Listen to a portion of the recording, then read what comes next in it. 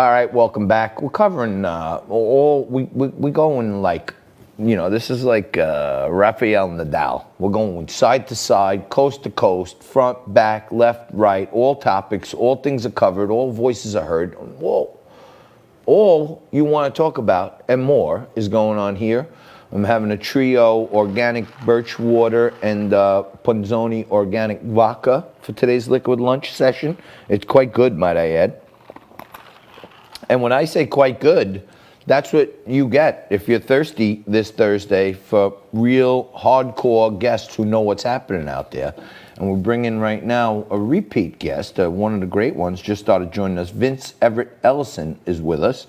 And he's the author of The Iron Triangle, Inside the Liberal Democrat Plan to Use Race to Divide Christians in America in Their Quest for Power and How We Can Defeat Them.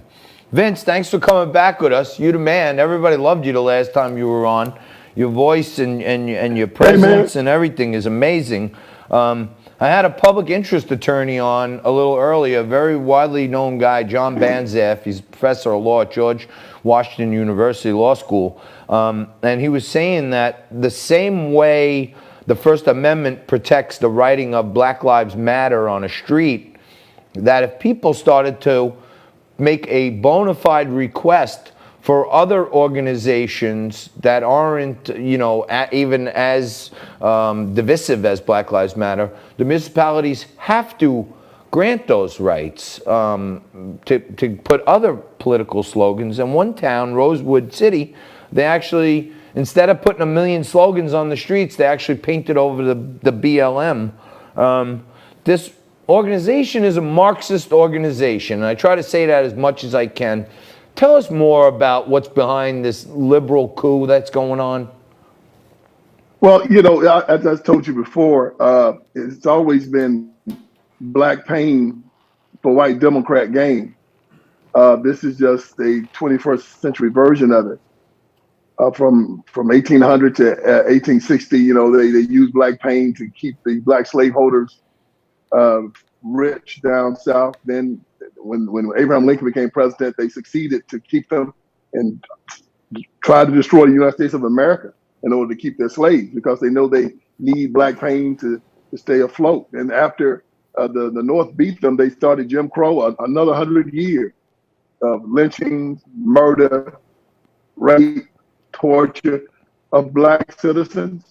After the Civil Rights Movement, when they couldn't do that legally, anymore, they decided to control the black vote, and they use this iron triangle: black preachers, black politicians, and black civic organizers, which is BLM, SELC, the NAACP, CORE, ACORN, all of these groups, to make sure that they got the black vote. If they couldn't keep us from voting, they were going to control the vote. That's right. And that's what they've been doing. So now BLM is just part of that. Yeah. So now let me ask you this. What the mainstream media wants to keep talking about, there's all peaceful protests and defund the police.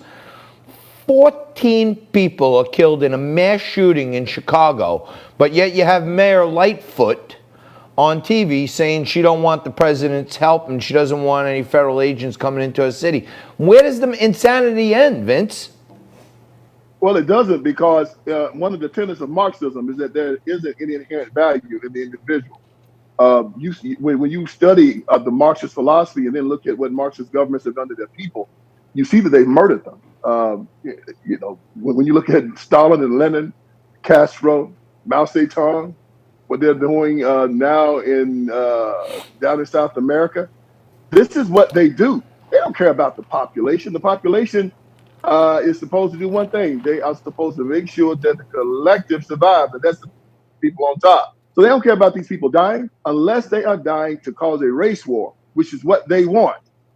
They don't care. It has to be white and black. Black people have to fear white America, and then the white liberals say, we will protect you from white America if you keep us elected. Black people must say, I cannot make it in America. I am inferior. You are superior. The system is fixed against me. We need you to protect us. Here's my gun. I don't want to protect myself. I'm frightened. I'm scared. I'm a coward.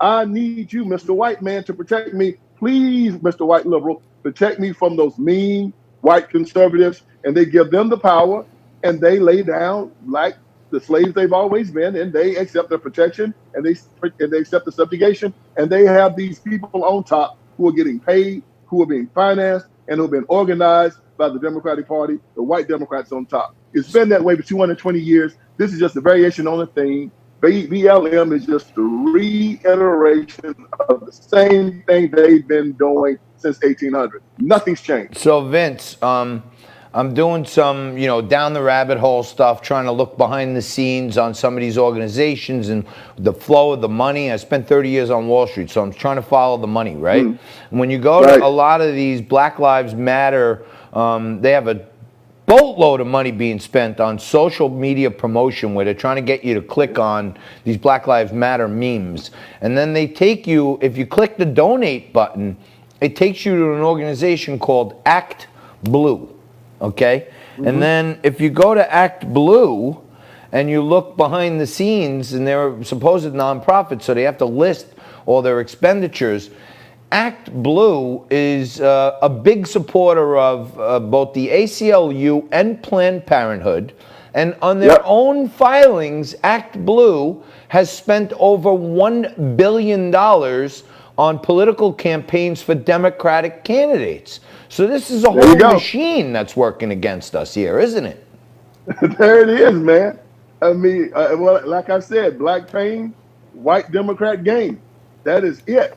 And it's going to continue until, we do something about it. But one thing's not going to happen. The GOP is not going to do anything. They're too cowardly to go down there. They're afraid of black people. They're afraid of going down there and dealing with people that they don't know or understand. So it goes back to us, the citizens. Whether you be Christian, whether you be Muslim, whether you be Jewish, whether you just be an American, it's time for an intervention because we're seeing a cultural genocide happen in real time. Back in the 1980s, the early 1980s, Kwanzaa Kanjufu wrote a book about the conspiracy to destroy black boys. And he understood that before they could control the black community, they had to really, really get control of the black man.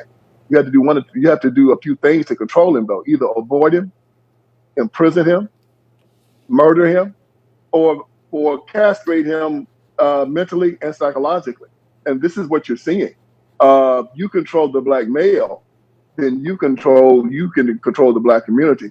And Patrick Moynihan said the same thing in 1965 when he wrote his great report and sent it to Johnson and said, we have to put the black man back in charge of his family. Well, the civil rights movement rejected that. Well, hook, line, and sinker. Even scarier than that is, these women who were kind of the front people as the founders of Black Lives Matter, the movement, are admitted, hey, we're trained Marxists, right? Yeah. And then if you go behind some of their manifesto, what they stand for, it's the removal of the patriarch from the household and the total destruction of the nuclear family. So they want the man out so that the woman has to basically do two jobs, and then it makes those people more needy from the government to help them keep their family alive. You hit it right on the head, man. And it's happening in plain sight. And when you look at the football teams, the sports leagues and whatnot, most of the owners are just basic liberals. They get a lot of stuff from the government, subsidies and things for their stadiums, tax breaks, stuff like that. And they want to keep that control. And they, of course, are exploiting their black athletes to have them support Black Lives Matter because they understand this. Donald Trump was coming for the black vote. Donald Trump was getting a large share of it. They knew it.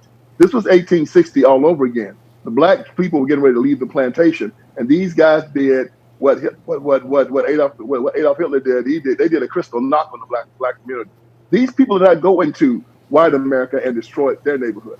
No. The black community was coming up. They had jobs. They had businesses. Black businesses were booming. Black people were getting cars and houses, and they were getting ready to jump ship and say, man, this conservatism thing is all right.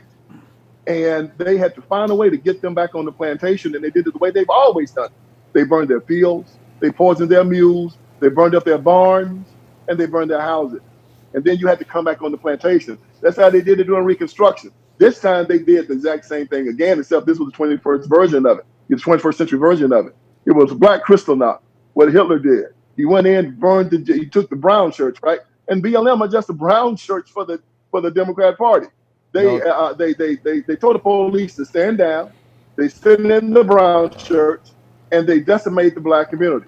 They destroyed their businesses, burned up their homes, kicked in their doors, and put the black community 25 years backward in economics and put them back on the plantation. No That's the doubt about plan. it. They're going to always keep them exactly where they want them. Hey, Vince, I've been seeing you all over TV, and I'm so glad you gave us some more of your time. We got to have you back soon, man. You're one of the best voices out there. It makes a lot of sense.